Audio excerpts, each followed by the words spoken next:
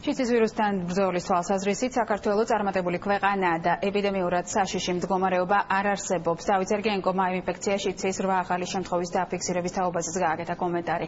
სერგენკოს ინფორმაციით, სახელმწიფოს აქვს უნიკალური პროგრამა შიცის ვირუსის დიაგნოსტირების და მკურნალობის. რაც ეხება ინფექციის 8 ახალ შემთხვევას, მათგან 5 მამაკაცი და 3 ქალია. ინფექციური პათოლოგიის შიცის და კლინიკური იმუნოლოგიის ცენტრში სულ შიცის ვირუსის ინფიცირების 4000-ზე მეტი შემთხვევა რეგისტრირებული. პაციენტთა უმრავლესობა 29-დან 39 წლამდეა. მკურნალობას 1730 პაციენტი იტარებს, მათ შორის 41 ბავშვია. რეგისტრირებულ შემთხვევათა უმეტესობა ნარკოტიკების მომხმარებელია და მონაცემებს შიცის ცენტრშიც გამოეხმაურნენ. ინფიცირებულები არიან ძირითადად მამაკაცები, თუ ავიღებთ ფარდობას, ეს არის 3 1-თან. ასაკობრივი ჯგუფი გახლავთ 25-დან 40 წლამდე.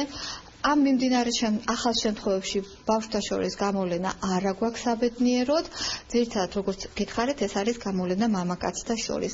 გადაცემის გზა კვლავ რჩება ნარკოტიკების ინექციური მოხმარება ძირითად გზას, თუმცა ბოლო პერიოდში იზრდება სქესობრივი გზით ვირუსის გადაცემის შემთხვევები. სახელმწიფოს უკვე დიდი ხანია აქვს სრული უნივერსალური მოცვა, როდესაც ყველას მკურნალობა, დიაგნოსტიკა და მკურნალობა არის პაციენტისათვის უფასო.